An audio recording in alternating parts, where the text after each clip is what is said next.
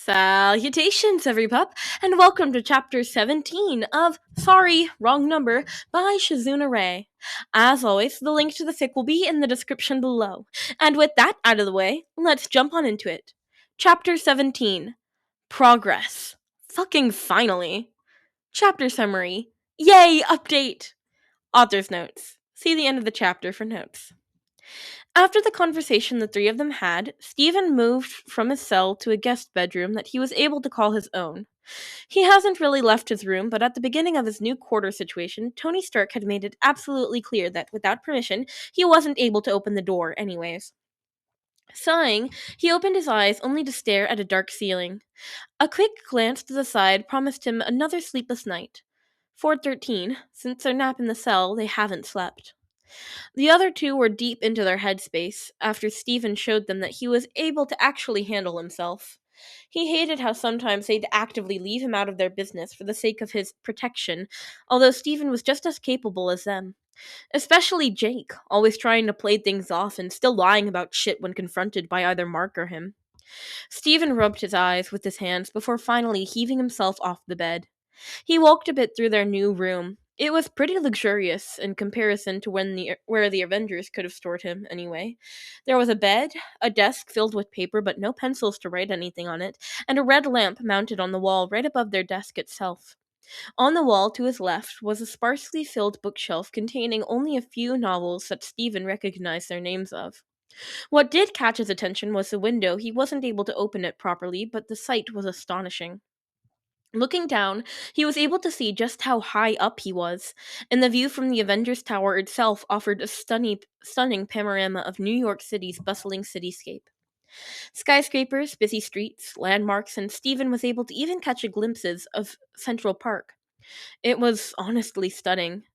Yet, at the moment, it was all still dark, and flashing lights of cars and stuff just wasn't as humbling as a view with the sun illuminating everything.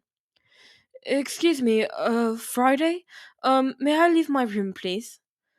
Good morning, Mr. Spectre, a mechanical yet feminine voice answered, from seemingly nowhere. What is the purpose of your leave? I'd like to eat something, if that's fine.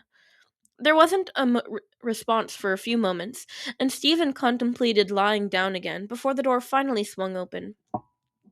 You are welcome to join Mr. Banner in the kitchen. He offered the AI a small smile before making his own way down to where he vaguely remembered the kitchen being. The corridor itself was long and sleek. The walls were paneled with dark wood. Occasionally, large panoramic windows punctured the corridor, not unlike the one he had in his own room. He didn't really like Stark, but the man obviously had a sense for aesthetics, which Stephen could appreciate. Finally, the bright light of the kitchen made itself known, and Stephen sheepishly knocked on the door frame so as to not startle the man inside. Banner looked up from his cup of tea and made a quick gesture with his hand, inviting him in. Stephen smiled once again and walked inside, pausing, grabbing an apple, and sitting down in front of the man. Hi, I'm Mock. Good morning. I'm Bruce Banner, the, Hulk. Oh god, this is so weird. Yeah. Don't worry. I turn in big and green and try to kill you. Don't worry, I won't turn big and green and try to kill you. What? No, I love your paper on Egyptian medicine and healing practices. Oh, this is embarrassing. An ancient legacy of health and wellness? Yes, that one! The concepts of the anatomy and disease part were written amazingly. Guess I'm well chuffed. The other finally smiled back. Thank you, Mark. Really. It's been quite a long time since someone brought that one up. It's usually the effects of gamma radiation on cellular mutation and genetic adaptation or something. Oh, bollocks. I haven't read that one yet. Usually. Banner suddenly barked out a light laugh, shaking his head. No, I'm happy, really. That's good. I just really love anything surrounding Egyptian culture, and I stumbled across your paper. It's a wonder I remember that it's written by you. My memory isn't always all that great. Bruce nods along and takes another sip of his tea. Egyptian's culture, huh? Yeah. You got briefed on the whole Khonshu thing, right? Yes. Well, I won't lie. This isn't the most normal way for me to run into somebody. If you don't mind my asking, how did that happen? Oh, great question. The other's face quickly overtook a more concerned look. I am here for whatever you need to talk about. I have worked with people in tough circumstances, and I try to be really non judgmental. I'm not going to judge you, whatever happened, and I'm happy to keep what you share here private if that's what you want. But if you need to talk, I'm here to listen. He paused and took a deep breath, and I obviously know how it's like not being in control at all times. A different kind of panic overtook Stephen. It didn't feel anything like when he was interrogated by the two Avengers, but he felt bad for going to lie to another scientist. Dr. Banner just seemed like a really nice guy. Stephen took a bite out of his apple before remembering to respond.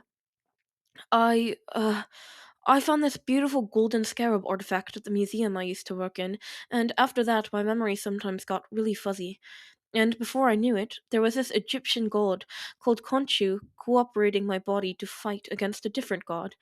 It's honestly really crazy. Trust me, I know crazy. Bruce chuckles.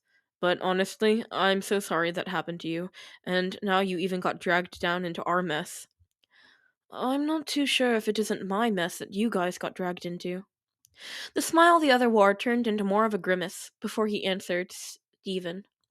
Trust me, we'd probably manage to get involved one way or another.